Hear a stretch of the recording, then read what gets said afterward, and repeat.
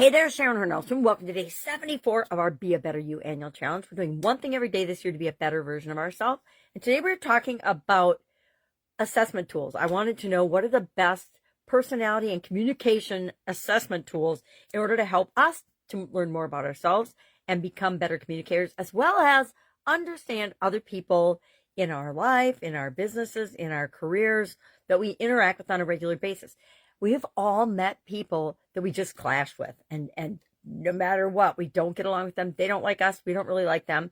And it usually boils down to one of these personality and understanding our personality traits and understanding their personality traits. And that equates to our communication and our communication style. I'm a much different communicator than a lot of people, and I rub a lot of people the wrong way. Well, guess what?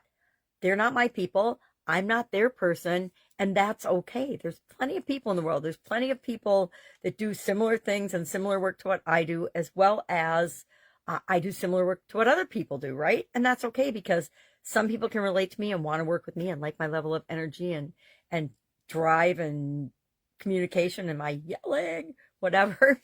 Other people, it totally turns them off, and they're not going to work well with me. Now, I have found in decades of business experience that using one of these tools, I'm going to share just the top four, according to most experts and most lists and most research. Here's the top four. I'm going to share them, quickly try to go into the benefits. Well, I'll talk about what they cover, a little bit of what they cover, very little because I don't have a ton of time. And then advantages and disadvantages to each, because there's strengths and improvement areas to all of them. Now, I will give a little bit of insight into my personal experience using these different tools, because I think, although they're not perfect, nothing is, right? Nothing and none of us are perfect. They can give us insight, most importantly, into ourselves, and then also into other people and how we can help other people to be successful, the ones that we bring into our organization.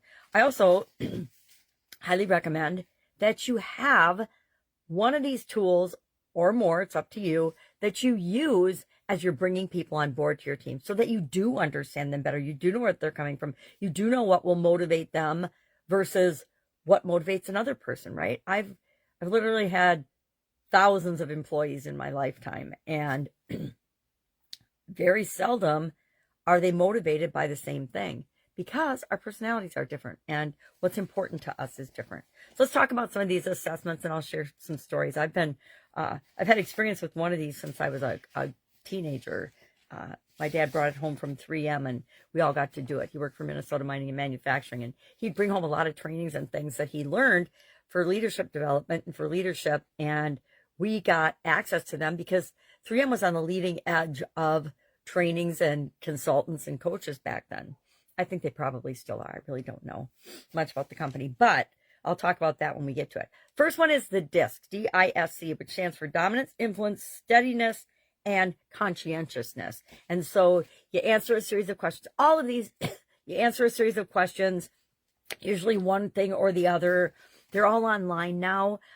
There's a free version of almost all of them. If you want more information and more coaching and things, you can always buy that through the upsells. But, and I hate to say this, but I don't remember which one. Tony Robbins uses one of these all the time and encourages people to do it. And I've done it, but I can't remember which one is his. There are literally hundreds of these available, right? Oh, weird. There's hundreds of them available, so you can pick one. But I would say pick one of these big four if you haven't done it before. Find a free one if you've never done it before. And that's going to be our action item today, is to take one of these assessments and actually do it. I'm going to do a different one today because I haven't done it before. So I'm actually kind of excited about it. So the first one is DISC. DISC is probably the most famous and the most popular right now because it's been marketed the most and the best, in my opinion. Benefits of it are it's quick and easy to do. You can find free versions of it.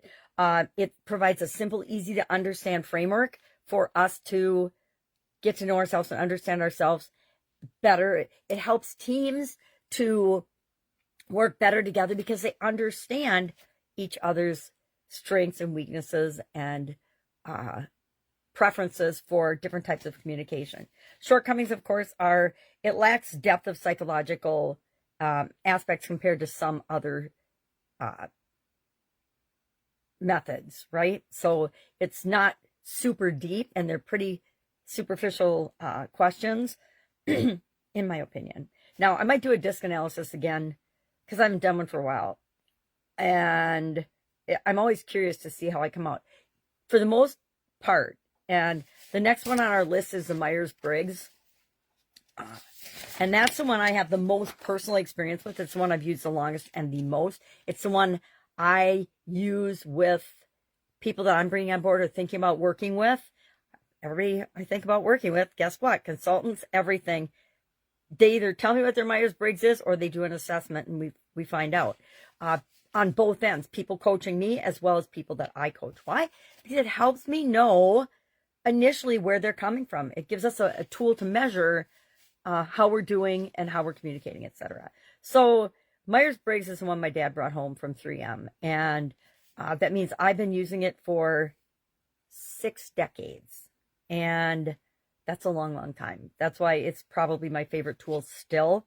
Although I did watch a documentary on Netflix, shame on me, about the origin of Myers-Briggs, which makes it a little suspect. And then the marketing and the use and the application of it.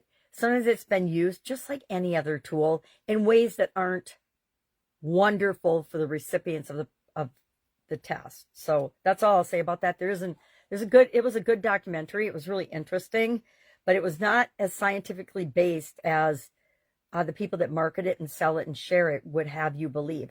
And that's like any tool, right? The way it's marketed and the way you use it and how it works for you isn't necessarily going to be the exact same thing. Should be, but it necessarily isn't going to be. So Myers-Briggs is the introversion versus extroversion, sensing versus intuition, thinking versus feeling, and judging versus perceiving. And for the longest time, my entire life, except for once, I was an ENFP. And then I took it, the Myers-Briggs, and I was an ENFJ, which was shocking to me because I worked long and hard to not be judgmental and judging. And lo and behold, I got an ENFJ and I was quite thoroughly disappointed in myself. But I made some changes and I'm going back more to perceiving. So I might do that one again today too, just to get a feel for where I'm at and see if I'm back to my normal ENFP persona. Again, there's strengths and weaknesses to each of these. This one lacks strong scientific backing and consistency in results. So if you answer the questions or pick differently, you can get different results.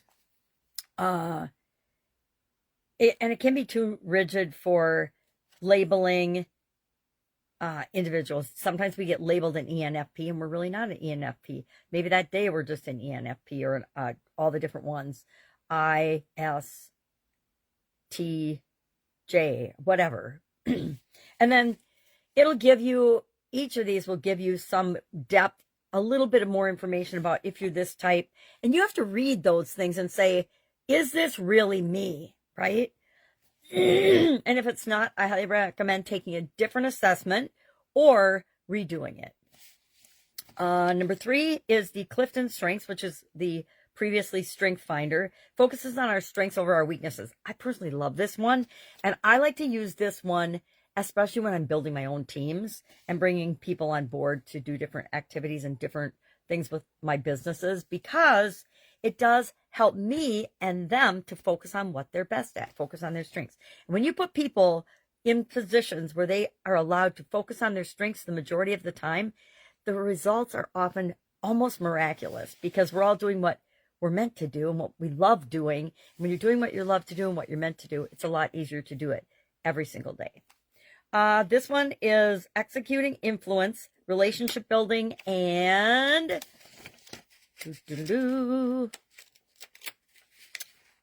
strategic thinking, which again, these are right up my personal alley, which is part of why I like this one. I might do that one today. I might do all of them today if I can find time to do it, because they are, to me, that's fun. And it's fun to look and see how all the different tools work together or contradict one another, right? Because the points where it contradicts, that tells me those are areas of my own personal influence and communication, because if the tests can't figure out where I am on that, only I can figure out where I am on that. So again, the Clifton, it's great for coaching and for personal development, which is why I like it, because I want to be able to give my people that are working with me feedback that works for them. It helps leaders to focus on maximizing team strengths, which is one of the reasons I love it.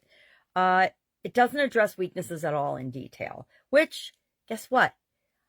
I don't know how many decades it took me to figure out, but a whole lot of them that I'm not going to fix all the things that other people think I should fix. And frankly, some of the things they think I should fix, I don't even think are broken. So am I going to build my life and my business and my career based on what works for me and is right for me, or on other people's opinion?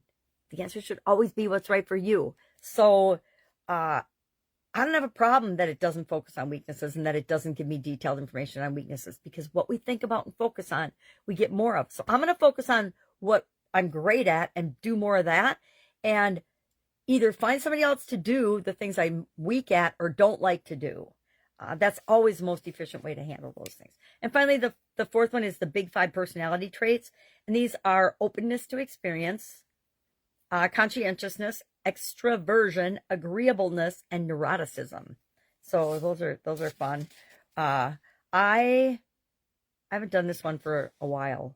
I don't know. I think I've maybe only done it once. It's backed by extensive psychological research. Actually, I did this one and Myers-Briggs for one of my jobs, my second job in corporate America.